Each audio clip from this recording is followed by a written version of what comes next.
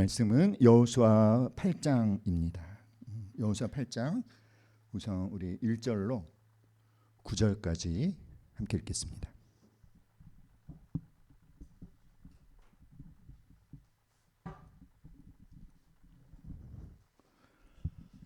여호수아 8장 1절로 9절.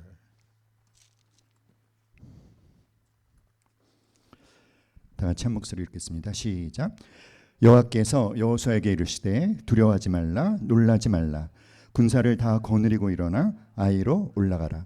보라, 내가 아이 왕과 그의 백성과 그의 성읍과 그의 땅을 다 내 손에 넘겨 주었으니 너는 여리고와 그 왕에게 행한 것 같이 아이와 그 왕에게 행하되 오직 거기서 탈취할 물건과 가축은 스스로 가지라.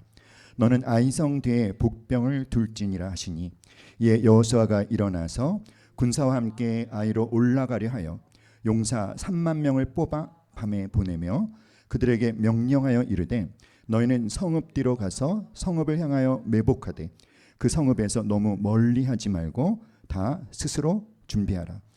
나와 나를 따르는 모든 백성은 다 성읍으로 가까이 가리니 그들이 처음과 같이 우리에게로 쳐 올라올 것이라. 그리할 때 우리가 그들 앞에서 도망하면 그들이 나와서 우리를 추격하며 이르기를 그들이 처음과 같이 우리 앞에서 도망한다 하고 우리의 유인을 받아 그 성읍에서 멀리 떠날 것이라. 우리가 그들 앞에서 도망하거든 너희는 매복한 곳에서 일어나 그 성읍을 점령하라. 너희 하나님 여호와께서 그 성읍을 너희 손에 주시리라. 너희가 그 성읍을 취하거든 그것을 불살라 너희에게대로 행하라. 보라, 내가 너희에게 명령하였느니라 하고 그들을 보내매 그들이 매복할 곳으로 가서 아이 서쪽 베델과 아이 사이에 매복하였고 여호수아는 그 밤에 백성 가운데 잤더라. 아멘. 우리가 신앙생활을 하다 보면 우리가 살다 보면은 우리의 삶에 늘 이렇게 여리고성 정복 같은 아주 놀라운 승리만 있는 것은 결코 아니죠. 우리가 오늘 여호수아 8장을 읽었지만 여호수아 7장에는 가나안 정복 전쟁 가운데 유일한 딱 한 번의 패배한 전쟁, 아이성 전투의 패배 사건이 기록되어 있죠. 이 아이성 전투에서 이 패배한 사건은 여호수아와 이스라엘 백성들에게 엄청난 충격을 주었습니다. 그렇죠, 여러분. 우리가 뭔가를 실패하는 거, 뭔가 무너지는 거, 이런 경험은 결코 유쾌한 경험이 아닙니다. 그 실패가, 그 무너짐이 우리가 전혀 예상하지 않았던, 전혀 실패하리라 생각하지 않았던, 너무나 잘 될 거라고 확신하고 있었던 가운데 정말 뜻밖의 겪은 패배라면 그것은 그야말로 엄청난 충격을 가져다 주고 그리고 우리에게 아주 큰 트라우마가 생길 것입니다. 그리고 우리는 어떻죠, 여러분? 우리가 뭔가를 실패한 현장에 다시 가려고 하지 않습니다. 왜 안 가려고 하죠? 기억나니까. 트라우마가 생겼거든요. 또 똑같은 실패를 겪을까 봐 두려워서 못 가는 거죠. 그런데 오늘 하나님께서는 그 실패한 현장으로 올라가라 라고 말씀을 하십니다. 여호수아 이스라엘 백성들이 아이성에서 패배한 원인은 무엇 때문이죠, 여러분? 아간의 범죄. 그것이 물론 가장 분명한 원인이지만 두 가지 원인이 더 있죠. 하나는 교만했던 것이고 또 한 가지는 그들이 기도하지 않고 행동했다는 것이죠. 교만했다는 것은 무엇일까요? 그들은 그렇게 말합니다. 아이성은 작으니까 우리가 많이 올라갈 필요가 없습니다. 정탐꾼들이 3,000명만 올라가도 아이성 넉넉히 차지할 수 있습니다. 자, 그렇게 말하는 그들의 마음속에서는 어떤 생각이 있을까요? 우리는 여리고성을 정복한 사람들입니다. 여러분, 여리고성을 누가 정복했나요? 하나님이 정복하셨잖아요. 여리고성 정복 전략의 포인트는 뭐였죠? 하나님을 예배하는 거였어요. 우리에게 승리를 주신 하나님을 예배하는 거였습니다. 그렇게 하나님을 막 찬양해 놓고, 그래서 여리고성을 정복하고 나서 하나님의 은혜로 정복했습니다라고 고백하지만 어느 순간에 그들의 마음속에는 와, 그래도 여리고성을 정복한 우리도 대단하지, 굉장하지. 그러면서 아이성을 봤을 때 이것쯤이야 뭐 식은죽 먹기지, 그만한 거죠. 그리고 3,000명을 올려보냈어요. 근데 3,000명을 올려보내는 결정을 하는 과정에 여호수아가 기도했다라는 기록이 전혀 없습니다. 결과는 어땠죠, 여러분? 너무나 처절한 패배였습니다. 전쟁에서 패배하고 36명의 정말 귀한 생명이 그 목숨을 잃었어요. 그 충격적인 패배 앞에서 이스라엘 백성들은 어떻게 되었다? 마음이 녹아 물같이 되었다라고 하는 것은 어떻게 된 것일까요? 두려움에 사로잡힌 것이죠. 어떤 두려움에? 그들이 여리고성을 정복했을 때는 온 가나안 족속들이 이스라엘을 두려워했지만 여리고보다 훨씬 작은 아이성과의 전투에서 패배했다? 그들이 두려워하는 건 뭘까요? 가나안 사람들이 다 일어나서 그들의 이름을 세상에서 끊을 것이니 엄청난 두려움에 사로잡혔어요. 하지만 여호수아는 기도했죠. 일이 잘못되고 나서 기도했고, 하나님은 왜 실패했는지 이유를 정확히 말씀해 주셨고, 그것이 아간의 범죄 때문이라는 것을, 그래서 어떻게 범죄자를 색출하고 그 문제를 어떻게 해결할 것인지 자세히 지시를 해주셨고, 여호수아가 그대로 순종해서 그 죄의 문제를 하나님이 원하시는 방법대로 올바르게 처리했을 때 하나님께서는요 다시 기회를 주시는 것입니다. 우리 함께 말해볼까요?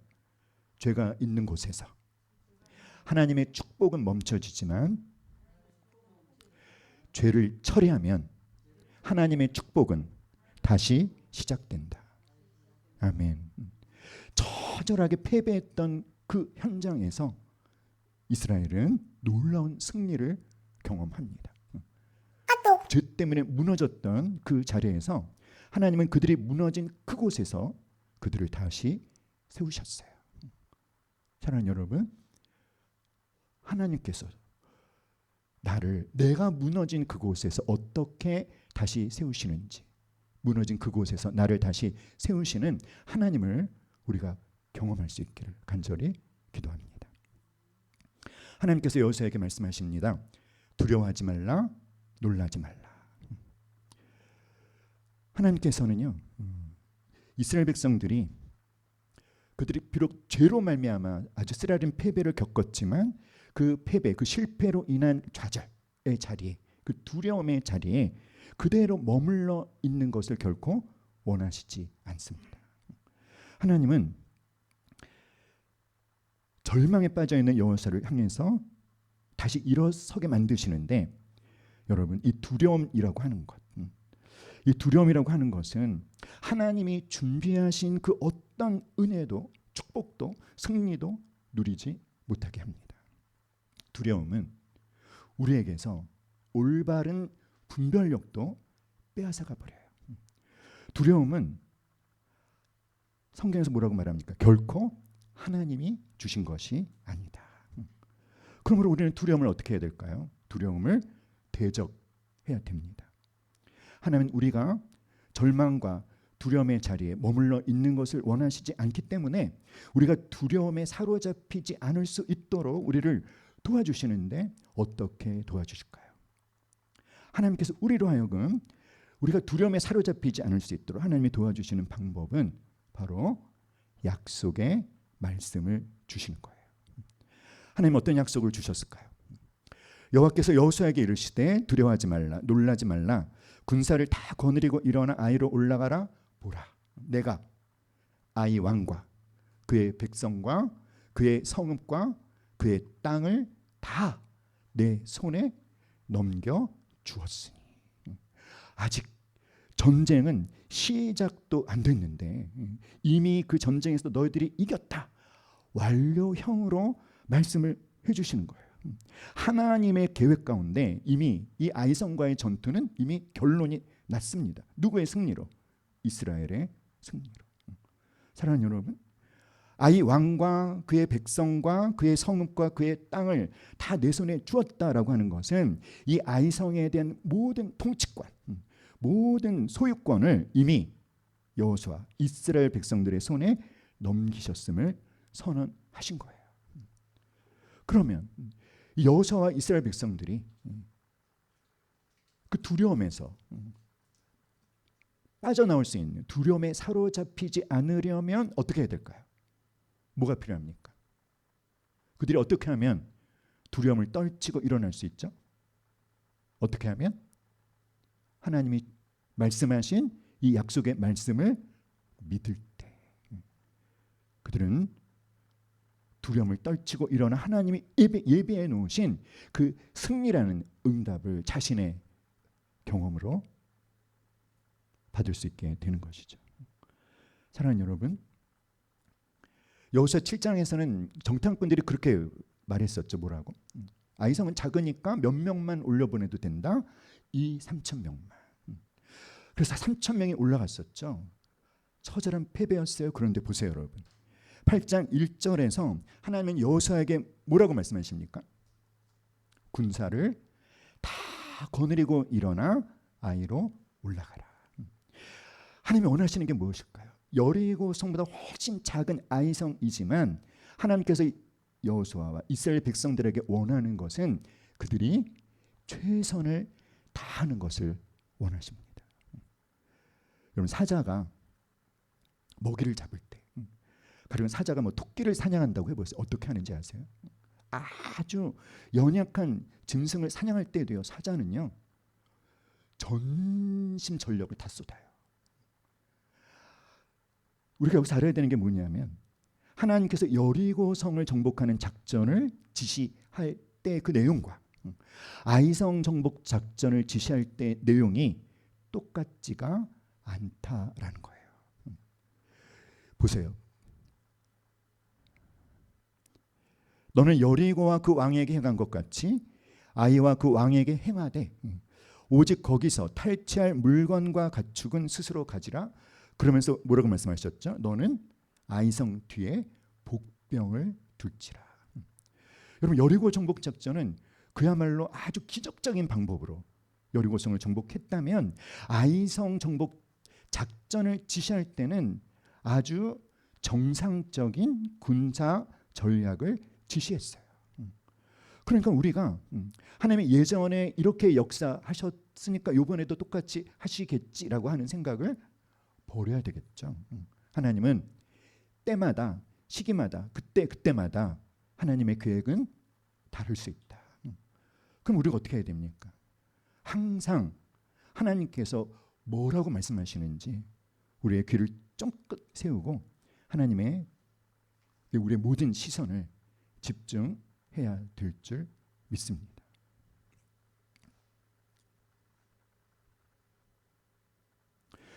또 한 가지는 우리가 처절하게 패배했지만 이게 너무 감사한 것 같아요. 함께 말합시다. 하나님은 다시 일어날 기회를 주신다. 아멘. 다시 한번 말해볼까요? 하나님은 다시 일어날 기회를 주신다. 아멘. 우리에게도 그렇게 역사하시는 하나님을 신뢰합니다. 특별히 오늘 말씀에서 하나님의 때를 기다리는 자가 받는 복에 대해서 우리가 이 교훈을 놓치지 않았으면 좋겠어요. 여리고를 정복하고 얻은 모든 전리품은 하나님께서 취하지 말라고 하셨습니다. 하나님께 다 바쳐라. 그 바친 물건을 누구든지 취하면 이스라엘 진영이 바쳐지게 되는 고통을 겪지 않도록 여리고성의 전리품은 하나님께 바치라고 하셨지만 이 아이성과의 전투에서 승리한 후에 얻은 전리품은 어떻게 해라?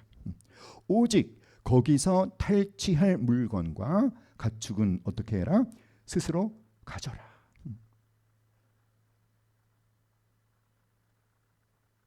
아간을 생각해 보세요, 여러분. 아간이 조금만 참았으면 어땠을까요? 아간은 하나님이 약속하신 가나안 땅에 왔지만 그의 눈에 가나안 때는 어떤 풍요 이런 것이 보이지 않았을 때 시날산의 아름다운 외투한벌 은덩어리 금덩어리를 보고 취하지 말라는 하나님의 말씀을 어기고 취해서 자신과 온 가족을 돌에 맞아 죽게 하고 불태움을 당하게 하는 끔찍한 결과를 맞이하지 않았습니까? 그런데 잠시 후에 아이성을 공격하고 승리해서 얻은 전리품을 하나님은 모든 이스라엘 백성들에게 제한 없이 다 취할 수 있도록 허락을 해주셨다는 거예요. 아간이 취한 그 여리고성의 전리품들은 아간에게 저주를 가져다 주었지만 아이성의 전리품은 모든 이스라엘 백성들에게 하나님이 주시는 기쁨의 선물이 되었던 것이죠. 너무 안타깝지 않습니까, 여러분? 조금만 참고 자기 안에 있는 그 욕심을 좀 절제하고 하나님의 명령에 순종했더라면 어쩌면 아간은 자신이 여리고성에 취했던 그 세 가지보다도 훨씬 더 많은 전리품을 합법적으로 떳떳하게 취하고 누릴 수 있었을 거예요. 사랑하는 여러분, 하나님의 때를 기다리는 이 믿음, 하나님의 허락하실 때까지 나 스스로의 방법으로 취하려고 하지 않는 그 기다림의 믿음이 우리에게 있어야만 될 줄 믿습니다. 하지만 사탄은 우리에게 이렇게 속삭입니다. 지금 당장 수단과 방법을 가리지 말고 네가 알고 있는 그 방법 있잖아. 네가 원하는 것을 얻어. 그럴 때 하나님 우리에게 뭐라고 말씀하실까요? 기다려라. 내가 정당한 방법으로 내가 허락할 때까지 기다리라는 말씀에 순종하는 우리가 되기를 기도합니다. 사랑하는 여러분, 기다림은 내 안에 뭔가 결핍된 상태를 그냥 꾹꾹 참는 그런 것이 아니라 더 좋은 것을 주실 하나님을 신뢰하는 것임을 우리가 확신할 수 있기를 간절히 기도합니다. 기다림은요, 단순히 아무것도 안 하는 시간이 아니라 하나님의 지시를 받는 시간이에요. 기다리는 사람은요, 자신의 지혜가 아니라 하나님의 지혜를 공급받습니다. 그래서 그렇게 얘기합니다. 기다림은 나의 실력이 하나님의 실력으로 대체되는 신비로운 시간이다. 사랑하는 여러분, 하나님은 당신이 약속하신 것 반드시 실현되게 하십니다. 다만 언제? 하나님의 때, 하나님의 방법으로. 약속하신 대로 반드시 행하시는 하나님이심을 믿는다면 우리는 그 하나님의 때가 될 때까지 조급함을 다스리면서 기다릴 줄 아는 기다림의 복을 누리는 저 여러분 될 수 있기를 간절히 기도합니다. 8장 2절의 말씀을 통해서 하나님은 오늘 우리에게 이렇게 묻고 계셔요. 뭐라고 물으실까요? 너는 하나님이 주실 때까지 기다릴 수 있겠느냐? 사랑하는 여러분, 기다리는 것이 우리의 믿음이 하나님에 대한 우리의 신뢰가 진짜라는 것을 증명해 주는 시금석임을 깨달을 수 있기를 간절히 기도합니다. 하나님은요, 무조건 금지하시는 인색한 분이 결코 아니라, 따라합시다, 우리에게 가장 좋은 것을 가장 좋은 때 주시는 분이시다. 믿습니까? 여호수아 8장 3절로 9절 말씀을 우리가 자세히 관찰해 볼 때 우리가 어떤 도움을 받게 되냐면, 하나님이 뭔가 지시하셨을 때, 하나님이 어떤 전략을 주셨을 때, 이 3절과 9절에서 여호수아와 이스라엘 백성들이 어떻게 움직였는지를 여러분 잘 살펴볼 수 있기 바랍니다. 그랬을 때 우리가 우리의 삶에서 치르는 이 영적 전쟁에서 승리할 수 있는 비결이 무엇인지를 배우게 되는데요. 세 가지예요.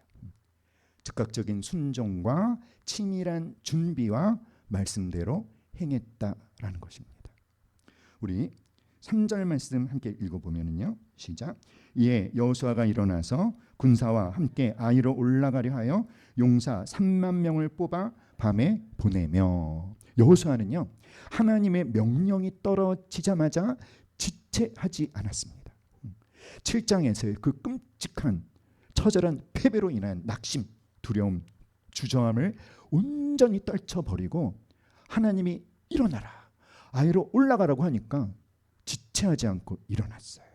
사랑하는 여러분, 순종의 핵심은 민첩함입니다. 하나님 말씀에 우리가 민첩하게 순종하지 않고 뭔가 머뭇거릴 때, 뭔가 망설일 때, 그것은요 사단에게 틈을 주는, 사단에게 기회를 주는 것을 나 스스로가 자초하고 있다는 것을 알아야 돼요. 사랑하는 여러분,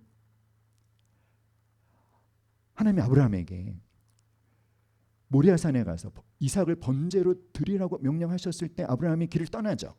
3일 길을 떠났을 때 언제 떠났죠, 여러분? 아침 일찍 일어나서. 여호수아 6장에서 여리고성을 돌라라는 그 하나님의 작전 지시에 여호수아 이스라엘 백성들이 어떻게 순종했을까요? 그럼 확인해 볼까요? 여호수아 6장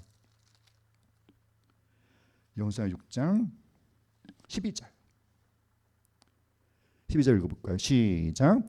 또 여호수아가 아침에 일찍이 일어나니 제사장들이 여호와의 궤를 메고. 15절. 일곱째 날 새벽에 그들이 일찍이 일어나서 전과 같은 방식으로 그 성을 7번 도니 그 성을 7번 돌기는 그날 뿐이었더라. 여호수아의 주특기가 뭐예요? 아침 일찍 일어나는 거예요. 민첩하게, 망설이지 않고 주저하지 않고 순종하는 것. 즉각적인 순종. 즉각적인 순종이 영적 전쟁의 승리를 누리게 하는 비결이라는 것을 알아야 되겠습니다.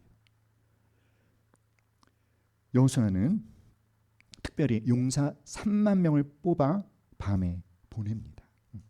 이것은 뭘 말하냐면 하나님께서 지시하신 그 작전에 여호수아가 순종할 때 그냥 대충 순종한 것이 아니라 아주 치밀하고 계획적인 순종을 했다는 거예요. 특별히 야간 행군을 합니다. 모두가 잠든 밤에 야간 행군이라는 것은 아무도 모르게, 그 누구의 눈에도 띄지 않게 조용하지만 그러나 꾸준히, 그런데 조르가 싸우면서 어떻게 보면 굉장히 지루한 그런 순종을 해야 되는 거예요. 밤에 어떤 날짐승들의 공격을 받을지도 모르는 아주 고되고 위험한 순종을 해야 됩니다. 사랑하는 여러분, 우리가 실제 삶의 현장에서 하나님이 주시는 승리를 경험하려면 아무도 모르는 곳에서, 아무도 보지 않을 때, 그 은밀한 가운데, 그 누구의 눈에도 띄어지지 않지만 하나님의 말씀에 계속 순종하는 훈련을 해야 됩니다. 은밀한 곳에서. 은밀하다는 것은 나하고 하나님만이 안다는 거예요. 그 은밀한 곳에서 하나님의 말씀에 순종하는 훈련이 어떤 시간이냐면 하나님이 나를 말씀에 준비를 시키는 기간이에요. 여러분, 그 기간이 필요합니다. 아무도 찾아오지 않고 아무도 내가 뭘 하고 있는지 몰라도 하나님은 알고 계시죠.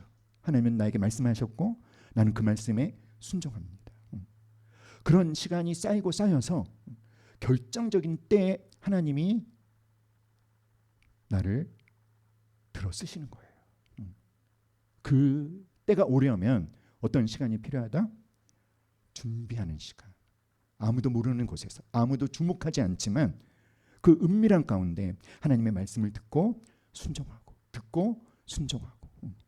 그 시간이 바로 어떤 시간이다? 내가 말씀으로 준비되는 시간이다. 사랑하는 여러분, 8절을 한번 읽어볼까요? 여호수아 8장 8절에 보면 너희가 시작. 너희가 그 성읍을 취하거든 그것을 불살라 여호와의 말씀대로 행하라. 보라 내가 너희에게 명령하였느니라 하고. 여호수아는 뭘 강조하죠? 그들이 어떻게 행해야 된다? 하나님의 말씀대로.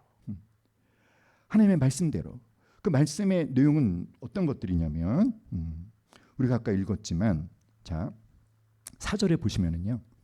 그들에게 명령하여 이르되 너희는 성읍 뒤로 가서 성읍을 향하여 매복하되 그 성읍에서 너무 멀리 하지 말고 다 스스로 준비하라.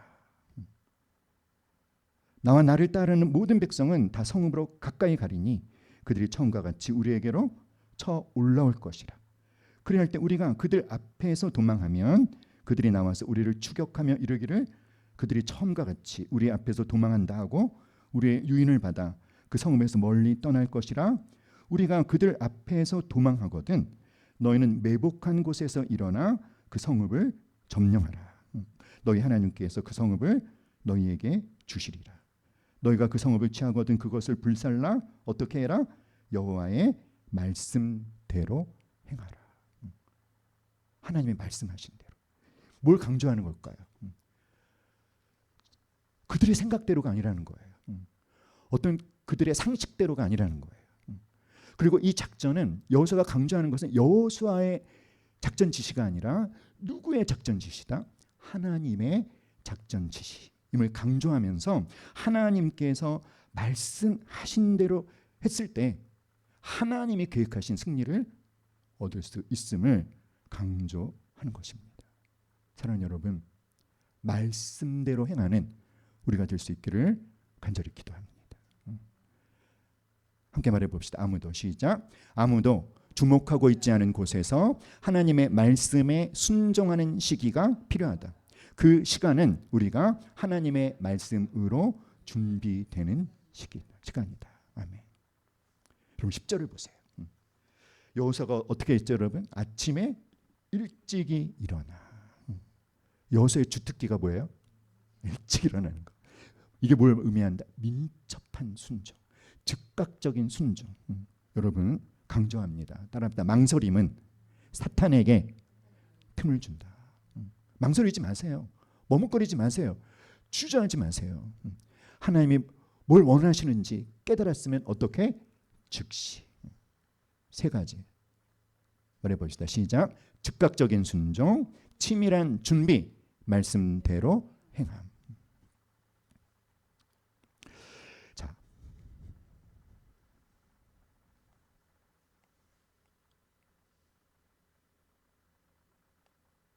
10절로 17절. 이 10절로 17절을 어떻게 하면 이렇게 좀 이렇게 생동감 있게 설명할 수 있을까?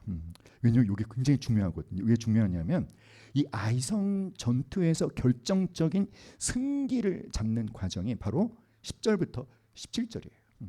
그래서 이거를 우리가 이렇게 아주 마치 영화를 보는 것처럼 그렇게 생동감 있게 이 말씀을 봐야 되거든요. 성령님께서 그렇게 해주실 수 있기를 기도합니다. 자, 우리 10절부터 한번 읽어볼까요? 10절부터 13절까지 한번 읽겠습니다. 시작. 여호수아가 아침에 일찍이 일어나 백성을 점호하고 이스라엘 장로들과 더불어 백성에 앞서 아이로 올라가매 그와 함께한 군사가 다 올라가서 그 성읍 앞 가까이 이르러 아이 북쪽에 진치니 그와 아이 사이에는 한 골짜기가 있더라. 자, 여기 보세요. 아이 북쪽이라고 하는 게 보면 여기 지도에 이제 이스라엘 총 공격이라고 되어 있죠. 이 북쪽에 진을 치는 거예요. 북쪽. 자, 그런데 그들과 아이 사이에는 뭐가 있었다? 골짜기가 있습니다. 12절 읽어볼까요? 시작. 그가 약 5천 명을 택하여 성읍 서쪽 베델과 아이 사이에 매복시키니. 자, 이게 어떤 것을 한 것이냐면 바로 요거예요. 9절 1차 매복. 5천 명을 아이성 서쪽 베델과 아이 사이에 몇 명? 5천 명을 매복시켰습니다. 자, 13절 읽어볼까요? 시작. 이와 같이 성읍 북쪽에는 온 군대가 있고 성읍 서쪽에는 복병이 있었더라. 여호수아가 그 밤에 골짜기 가운데로 들어가니 이렇게 들어간 겁니다. 예, 골짜기 가운데로 들어갔어요.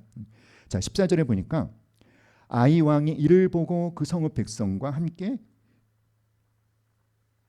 일찍이 일어나 급히 나가 아라바 앞에 이르러 정한 때에 이스라엘과 싸우려 하나 성읍 뒤에 뭐가 있는 줄은 복병이 있는 줄은 알지 못하더라.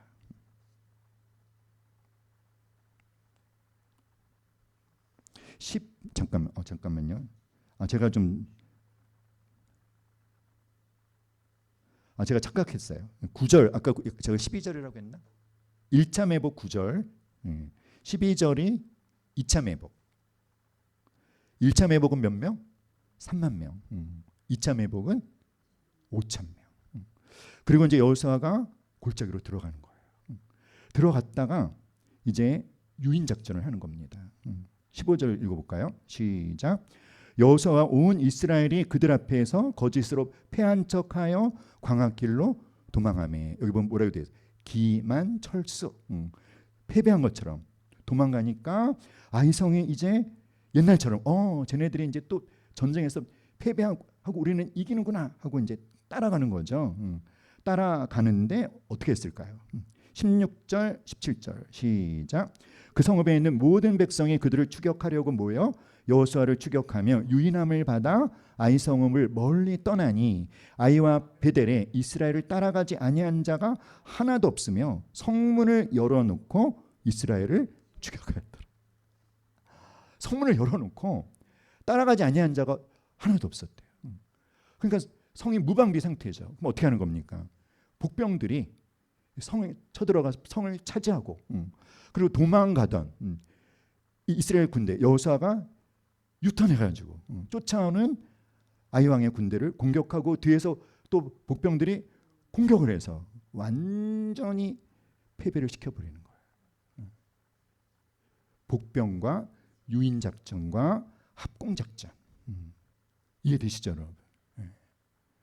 자, 여기서 우리가 어떤 교훈을 얻어야 될까요? 아이 왕은 이것이 기회다 싶어서 여호수아의 유인 작전에 말려 들어갔죠. 그리고 성을 어떻게 해놓고 그냥 성문을 열어놓고 아이 왕의 착각이죠. 아이 왕이 왜 착각했을까요? 왜 그런 실수를 범했을까요?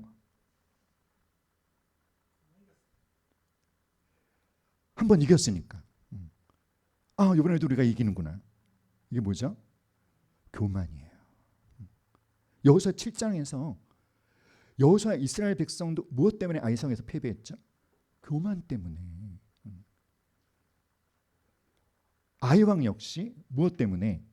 교만 때문에. 사랑하는 여러분, 우리는 영적 전쟁 한복판에 있지 않습니까? 근데 우리에게 가장 위험한 때가 언제다? 내가 이기고 있다. 내가 승승장구하고 있어. 그러니까 이런 거죠. 굉장히 어려운 어떤 문제, 어려운 어떤 사역, 어떤 어려운 위기를 하나님의 은혜로 잘 극복해냈어요. 그럼 우리 마음속에 어떤 만족감과 뭔가 해냈다는 자부심.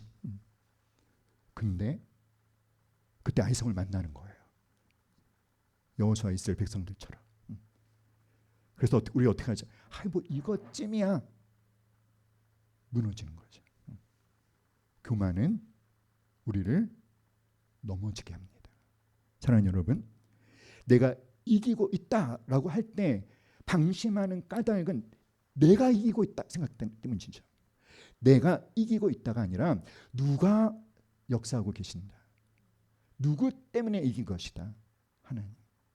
그래서 여러분, 우리가 더욱 겸손해져서 더욱 낮아져서 하나님 앞에 더욱 납작 엎드려야 할 때는 언제다?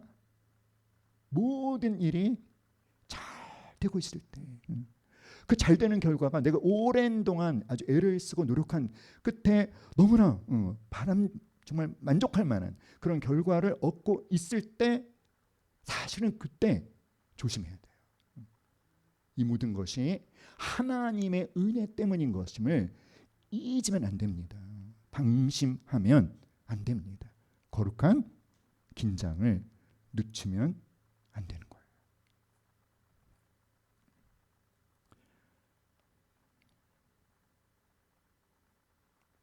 우리 18절 말씀과 26절 말씀을 한번 읽어볼까요? 18절 시작. 여호와께서 여호수아에게 이르시되 내 손에 잡은 단창을 들어 아이를 가리키라. 내가 이 성읍을 내 손에 넘겨주리라. 여호수아가 그의 손에 잡은 단창을 들어 그 성읍을 가리키니. 그리고 26절 시작. 아이 주민들을 다 진멸하여 바치기까지 여호수아가 단창을 잡아든 손을 거두지 아니하였고. 여호수아는 단창을 든 손, 그래서 그 성을 아이성을 가리키고요. 아이성의 사람들이 어떻게 될 때까지, 다 진멸될 때까지 그 손을 거두지 않고 들고 있었대요. 뭐가 생각나요, 여러분? 모세가 생각나죠. 르비딤에서의 아말렉과의 전투에서 모세는 두 가지 행동을 했죠. 여호수아는 이 군인들을 이끌고 전쟁터에 나가서 싸우게 했죠. 모세는 아론과 홀을 데리고 산꼭대기에 올라가서 손을 들고 기도했죠. 손이 피곤해서 내려오니까 아론과 홀의 옆에서 손을 들어줘서, 모세의 손이 내려오지 않으니까 전쟁이 이스라엘의 승리로 끝났잖아요. 신구약 성경에서 이 르비딤에서의 아말렉 전투보다 더 기도의 능력에 대해서 너무나 단순 명쾌하게 우리한테 가르쳐주는 말씀이 없는 거예요. 손을 들면 누가 이기고, 여호수아가 이기고, 손이 내려오면 아말렉이 이기고, 손을 들면 여호수아가 이기고, 손이 내려오면 아말렉이 이기고. 손을 든다는 게 뭐 하는 거예요? 기도하는 거예요. 따라합시다. 우리가 기도하면 하나님이 싸우지만 기도하지 않으면 나 혼자 헛짓한다. 근데 이 아이성과의 전투에서 여호수아는 아무도 거들어주지 않았어요. 혼자 단창을 들어서 아이성을 가리키는 거예요. 얼마나 힘들었을까, 그렇죠? 근데 언제까지? 아이성을 다 진멸할 때까지. 이 전쟁이 온전한 이스라엘의 승리로 결론 날 때까지 단창 든 손을 거두지 않았다. 뭐예요? 끝까지 기도하겠다. 기도를 멈추지 않겠다. 사랑하는 여러분, 여러분의 손도 계속 들려 있습니까? 여러분의 기도하는 손은 들려 있습니까? 하나님, 피곤하니까 좀 쉬었다 들래요 하고 있습니까? 들고 있습니까? 아멘. 우리의 자녀들을 위한 눈물의 기도 멈추지 않으시기를 간절히 기도합니다. 우리의 가정을 위한 부르짖는 기도 멈추지 않고 계속되기를 주님의 이름으로 축복합니다. 이 나라와 민족을 위한 간절한 기도가 저 여러분에게서 멈추지 않고 계속 되어야 하는 아주 중요한 시기를 우리가 보내고 있다라는 것에 반론을 제기할 분은 아무도 없을 것 같아요. 그렇죠? 여러분, 우리가 살고 있는 세계는 지금 어떻습니까? 정말 난리잖아, 난리. 그렇죠? 하루도 평탄한 지구촌 어느 구석 없지 않습니까? 미국을 보세요. 이란을 보세요. 저 유럽을 보세요. 여러분, 유럽은요 너무 무더워가지고요 막 산불 나서 난리랍니다. 어느 곳 하나 평탄한 곳이 없는데, 여러분 우리나라를 보십시오. 너무 그래도 감사하지 않습니까? 이것이 하나님의 은혜 때문임을 우리가 잊지 않을 수 있기를 간절히 기도합니다. 나라와 민족을 위해서 간절히 기도하는, 그 기도하는 손을 내리지 않고 있는 기도의 사람들이 있었기 때문에 하나님께서 우리를 돌보아주고 계신다. 우리의 손, 우리의 기도하는 손도 내려오지 않을 수 있기를 간절히 기도합니다. 사랑하는 여러분, 2번 뭐죠, 여러분? 적당한 수준의 승리에 만족하지 않겠다. 무슨 말일까요? 단창을 든 손 언제까지 내려오지 않았어요? 아이성 사람들이 다 진멸될 때까지. 어찌 보면 현대인들에게 이 아이성 사람들을 다 진멸하는 것은 굉장히 잔인한 사건처럼 보일 수도 있어요. 그런데 여러분, 이 아이성 사람들이 오늘날 그리스도인들에게는 뭐죠? 이 가나안 땅에 살고 있는 이 가나안 족속들은 그 가나안 땅에 하나님의 주권이 임했지만 그 하나님의 주권을 거역하고 있는 세력들이잖아요. 그거를 우리 개인에게 적용한다면 예수님이 내 삶의 주인으로, 내 안에 주인으로 오셨지만 예수님의 주권을 거절하고 있는 내 속에 있는 견고한 진들, 어떤 것들이죠? 아직도 내가 끊어내지 못하고 있는 죄된 습관들, 그 옛사람의 삶의 방식들, 그것을 어떻게 할 때까지, 다 진멸할 때까지 만족하지 않겠다. 적당한 수준의 승리, 이 정도쯤이면 나도 꽤 열심히 싸운 것 같아. 내 속에 있는 죄하고 그래도 좀 열심히 한 것 같아. 만족하지 않았다는 거예요. 사랑하는 여러분, 우리가 기도를 계속해야 되는데 기도를 멈춘 때가 있다는 것입니다. 어떨 때? 뭔가 나의 기도에 하나님이 응답하신 결과가 막 조금씩 나타나고 있을 때 하나님이 내 기도에 응답하셨네, 하나님 감사합니다 하고 다 나타나지 않았는데 멈춰버리는 거예요. 여호수아는요 아주 단호해요. 완전히 어떻게 할 때까지? 진멸할 때까지. 이기고 있거든요. 지금 그들이 막 승리하고 있거든요. 승리가 눈앞에 보이는데 손을 내리지 않는 거예요. 언제까지? 완벽한 승리를 얻을 때까지. 할렐루야. 사랑하는 여러분, 적당한 수준의 승리에 만족하지 않는 우리가 될 수 있기를 간절히 기도합니다. 죄에 대해서는 하나님은요 철저하세요. 죄에 대해서 하나님은 아주 진지하십니다. 죄에 대해서는 하나님은 일말의 타협이 없으십니다. 근데 우리는 어떻죠? 이 정도 했으면 된 것 같아. 사랑하는 여러분, 적당한 수준의 승리에 만족하지 마시기를 주님의 이름으로 축복합니다. 모세가 두 손을 들고 기도했잖아요. 이 두 손을 들고 기도하는 것이 무슨 의미인지 아세요, 여러분? 물어보면 어떤 분은 항복했다. 하나님께 항복한 거다. 어떤 걸까요? 이 두 손을 드는 것은 승리를 주신 하나님이심을 확신하면서 승리 주신 하나님 영광 받으시옵소서. 이 모든 승리는 하나님이 주신 승리입니다. 승리를 주신 하나님 영광 받으시옵소서. 사랑하는 여러분, 여호수아의 단창을 든 손이, 아이성을 가리킨 그 손이 내려오지 않고 있는 것을 전쟁터에서 싸우는 군인들이 보고 있어요. 그것이 그들에게 어떤 메시지로 들렸을까요? 우리가 싸우지만 우리 홀로 싸우는 것이 아니라 누가 함께 싸우고 계시다, 하나님이 함께 싸우고 계심을 확신할 수 있는 그런 역할을 하는 것입니다. 전쟁의 주권은 누구에게? 하나님이시라는 거예요.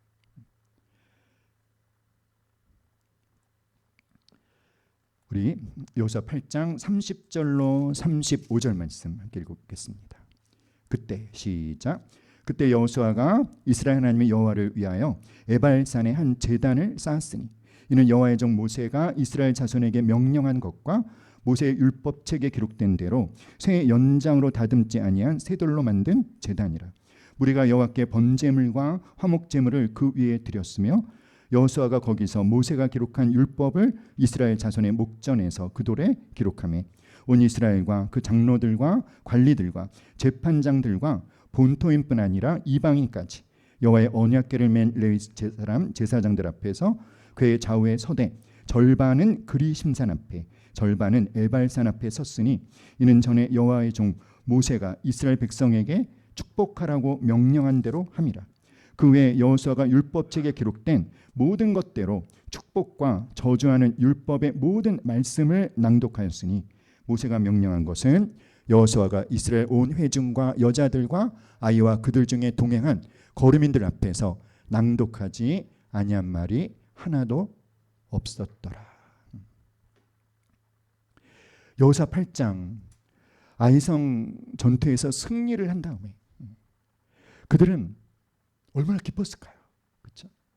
왜 이 승리가 더 기쁠까요? 너무나 처절하게 패배했던 자리에서 경험하는 승리이기 때문에 그들은 굉장히 기뻤을 거예요.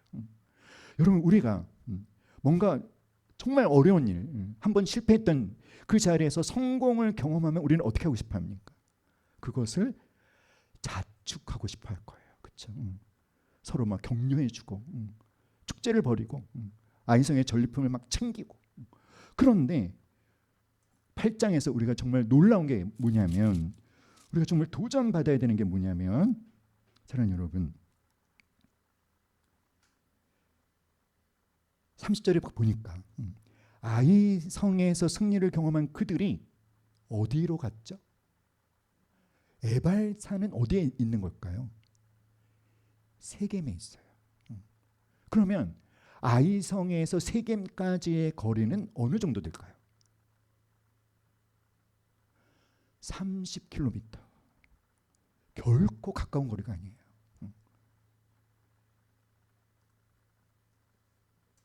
생각해 보세요. 아이성에서 승리했거든요.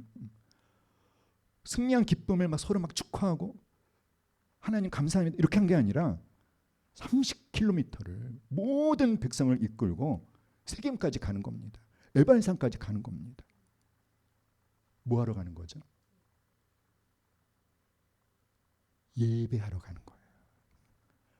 하나님 말씀 앞으로 다시 가는 거예요. 여러분, 우리가 정말로 기뻐해야 되는 승리는 하나님의 말씀이 나를 다스리는 것입니다. 그것이 우리가 기뻐해야 할 진정한 승리예요. 그들은 에발산에 가서 제단을 쌓았어요. 제단을 쌓았는데 어떤 제단을 쌓았냐면 이렇게 표현하고 있습니다.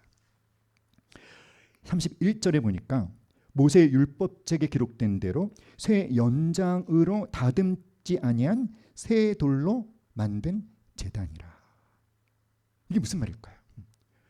그냥 투박한 돌멩이로 만든 제단. 어떤 인간의 꾸밈이 첨가되지 않은 자연 그대로의 상태의 돌로 만든 제단. 쇠 연장으로 다듬었다 안 다듬었다? 안 다듬었다는 거예요. 왜 투박한 다듬어지지 않은 돌 제단을 쌓은 것일까요? 이것이 우리에게 의미하는 바가 뭘까요? 여러분, 제단은 하나님에 대한 제사가 드려지는 곳이잖아요. 특별히 번제는 어떤 제사죠? 완전한 헌신. 이 제물이 제사 드리는 사람을 대신해서 피를 흘리는 거지 않습니까? 속죄의 제사. 그러니까 뭐죠, 여러분? 우리가 우리의 죄를 하나님 앞에 용서받고 우리가 하나님의 심판에서 구원받는 데 있어서 우리가 우리의 공로로 우리의 능력으로 할 수 있는 일이 하나도 없다는 것입니다. 착각하지 말라는 것입니다. 우리가 하나님 앞에 나아갈 때 뭔가 나의 어떤 자격을 갖고 내 삶에 잘 살아내는 어떤 내용을 갖고 나의 어떤 공로를 갖고 하나님 앞에 나아가지 말라는 거예요. 예배 드릴 때, 사랑하는 여러분, 저는 중학교 때부터 교회를 다녔는데 대학교 될 때까지 항상 주일마다 늘 후회를 했어요. 어떤 후회를 했냐면 이럴 줄 알았으면 지난 한 주간 동안 좀 잘 살 걸.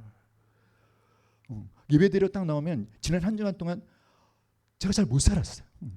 그러니까 하나님 앞에 뭔가 이렇게 주눅이 들어가지고 제대로 뭐 찬양도 못하고 기도도 못하고, 그래서 열심히 막 즐겁게 찬양하고 있는 분들은 저분들은 한 주간을 굉장히 잘 살아냈나 보다. 제가 몰랐던 거죠. 하나님 앞에 자기의 공로, 자기 삶의 내용으로 떳떳하게 나갈 수 있는 사람이 있다 없다? 없다는 거예요. 모든 것이 뭡니까, 여러분? 우리의 공로가 아니라 하나님의 은혜인데 우리는 자꾸만 나의 어떤 근거를 갖고 하나님 앞에 나가려고 하지 않습니까? 기도하러 나갈 때도 마찬가지 아니에요? 기도할 때 담대할 때가 언제예요? 좀 잘 살아냈을 때. 그럴 때는 좀 담대하게 하나님께 기도하는데, 그렇게 못했을 때는 내가 기도하면 하나님이 들어주실까? 담대하지 못하잖아요. 그것이 아니라는 거죠. 때를 따라 돕는 은혜를 얻기 위하여 은혜의 보좌 앞에 어떻게 나아가라? 담대하게 나아가라. 믿습니까, 여러분? 우리의 공로, 우리가 1년에 죄를 딱 한 번 짓는다고 해보세요. 90살에 죽으면 몇 번 짓는 거예요? 90번 짓는 거예요. 굉장히 거룩한 사람 아닙니까? 1년에 한 번밖에 죄를 안 지으면 50보 100보라는 것입니다. 믿습니까, 여러분? 그러니까 따라합시다. 우리는 하나님의 은혜의 통치의 대상이다. 할렐루야. 아멘. 진짜 승리는 무엇입니까? 예배에서 승리하는 것. 하나님의 말씀이 나를 온전히 통치하시는 것. 그것이 진짜 승리임을. 그러므로 사랑하는 여러분, 우리가 가장 기뻐해야 될 것은 어떤 아이성과 같은 전쟁에서 승리하는 것이 아니라 은혜로 하나님 앞에 나와서 또 하나님이 베풀어 주시는 은혜를 또 풍성히 경험하는 그 예배의 자리를 놓치지 않는 것, 예배에 실패하지 않는 삶, 그것이 가장 기뻐하는 저 여러분 될 수 있기를 간절히 기도합니다. 아멘. 찬양하겠습니다.